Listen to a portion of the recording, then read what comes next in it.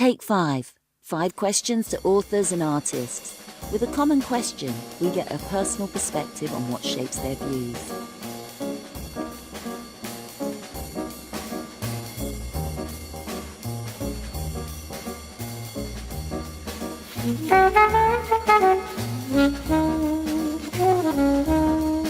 Mario Levi, thank you for joining us. Thank you very much. Can I ask, is there any books that inspired you to write? Yes, of course. When I started to write, and I started also to have dreams to become a writer, and that was quite a long time ago. In 1976-77, I was at that time at the university. I read too much.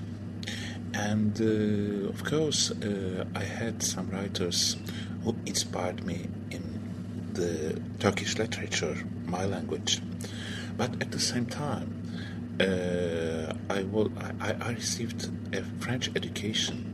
So I studied in a French college. I was studying at that time at the University of Istanbul, the French literature, and so many French writers inspired me. I would say like Marcel Proust, Albert Camus, Charles Baudelaire as a poet. But in the English language literature, the writer who inspired me and influenced me the most was and is Virginia Woolf. Mm-hmm. So for me, Virginia Woolf is a writer who lead me even on the way. So I like her very much. I've read all her novels. Some of them I've read them twice, 3 times. So she inspired me very much. Yeah. Oh, I can understand why. Yeah. Totally. And is there any book you wish you'd written? Yes, probably. I'll tell you. À la recherche du temps perdu de Marcel Proust. The Brothers Karamazov of Dostoevsky. And To the Lighthouse of Virginia Woolf. Great choices. Yeah. I wish I'd written them too. I'm a bit ambitious, I know, but it's okay. Why not dreaming? I've also liked very much the Ulysses of James Joyce, and I think that the idea was very good to write about the soul of the city. I would like also to write a book like Ulysses, probably, but not on that way. I always respected James Joyce. But I didn't succeed to get the connection, the sentimental connection, as I succeed to get with Virginia Woolf. There was a kind of wall between me and the text. I think with Joyce, especially with Ulysses, it always felt like I was missing information. There were so many references to things of Dublin past. Whilst with Virginia Woolf, because the stream of consciousness sort of came from the soul, it was more of a connection. Yes, that's right. And this is why, for example, Virginia Woolf is not an easy writer. You should really read and try to understand. Miss Dalloway also is a great book, a great novel. The Waves are a very hard text to digest. Okay, and but once you get that connection, that sentimental connection with the text of Virginia Woolf, even if you don't understand all the references, you like the text because there is something which passes inside you. So that's the magic of the Virginia Woolf text. So this is why, for me, she's incredible. She's really incredible. Yeah, I think that's an interesting observation as well, that it is very much the way that it doesn't matter, those references, while in Ulysses, often you're just confused and you feel you've lost the plot. Look, it doesn't matter always, you are right. For example, to like a poem, you are not always obliged to understand everything. For instance, the poems of T.S. Eliot. I cannot say I can understand 100% T.S. Eliot, but I like very much his poems. So there is something different, and that is, I think, literature as well. Yeah, I'd go with that. Yeah. And do you think there's anything that doesn't belong between the covers of a book? Is there any content or style or something that shouldn't be written about? About me, you mean? Oh, about anything. I don't know, because, you see, there are two things to take into consideration. First, the writer never thinks about the reader. So you just write.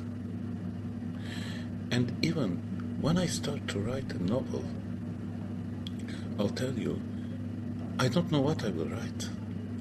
So, look, no, I have to clarify that. I know the story. I know my characters. Okay.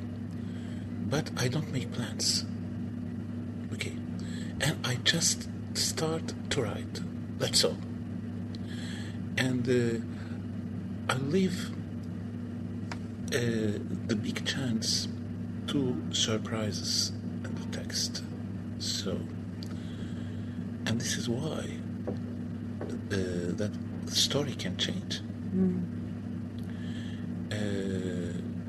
So at the end, you can notice that you have written quite a different text than you were thinking initially. That is one thing. The second thing is that you write and you are published, okay? And you continue to write. And 10 years passes, 15 years pass. You look at your first texts, and sometimes you say, no, I shouldn't write that on that way. But it's okay. It's still okay. Because that makes part of your writing adventure. I've been writing now for over 30 years. My first short story book was published 23, 24 years ago. When I look at that book, and it makes still new publications, so that's great. Yes, still it makes. It has been sold until now at almost 25,000 copies, which means that's important for a short story book. It's not a novel. For sure. Yeah.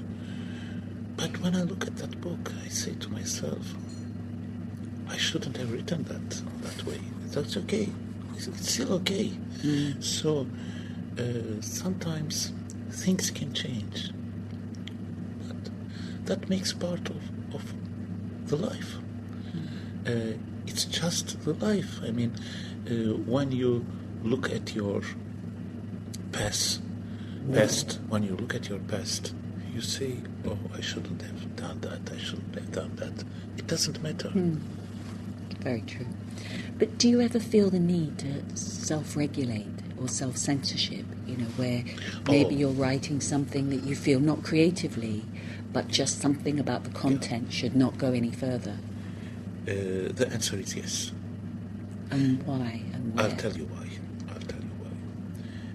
To be sincere, the answer is yes. Okay. I fight with that. But first of all,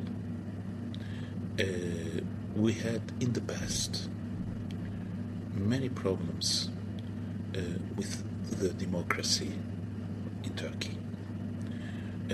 When I was at university, I was left-wing, so that was a problem as well.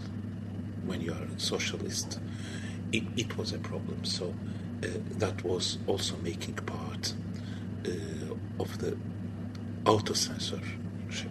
Okay. But at the same time, I belong to one of the minorities of my country. I live in a Muslim country, and I'm Jewish. So that makes also another difference. Can you imagine the feeling of the minority? I'll tell you how it was. I don't know if it is like that in different countries of the world, but I'll tell you how it was. Just take into consideration a grandmother or a grandfather or a father even telling you, don't talk the things we are talking at home outside. And you are a child. And that is a psychology which is the heritage, the sentimental heritage which is transmitted to you. And you grow up with this psychology. That makes part not only of your intellectual universe, but even of your character. You see? So sometimes I notice that, I've done that, okay. But I've written that in a different way. Okay? But I'll tell you, despite everything,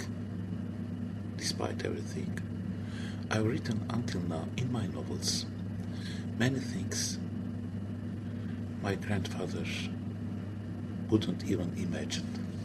So that he would be really very scared. For you, for your safety. For me, for my safety. But nothing happened. So when I look to that, I say, why not going further?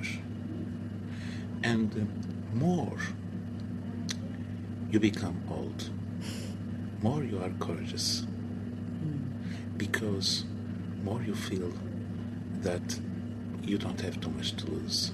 When you are young, you have some other feelings, some other worries. But when you get old, you become simple, you become more courageous, and I wish to myself to become even more when I will be 70, if I succeed to get my 70s. That's the only reason why not. Let me ask you, audiobooks. Would you like any book read to you? I don't know. Do you listen to books on audio? Sometimes yes. But to be honest, I'm not very keen on that. I mean, no? It is interesting. And probably I would be interested if someone will come to tell me, okay, write such a book. It's okay. I mean, but that does not make part of my ambitions and my aspirations. Okay. So it's okay.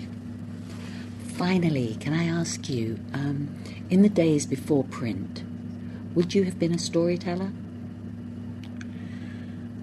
I didn't know that, but I'll tell you that I had many storytellers in my family. So I've written many stories my grandmother told me, and that is also very important for me. So I had this heritage, and I'm trying to transmit this heritage to someone other. But surely, with those stories in your head, you would explode if you didn't tell them to everyone. Yeah, but I'm still writing. Yeah, but if there was no print, would you be telling your stories? I don't think so. Really?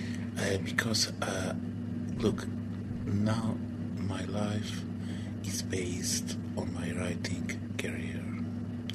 So, everything I live, everything I feel is for my writing. Mario Levi, thank you so much. Thank you really much. appreciate Thank you. it. Thank you.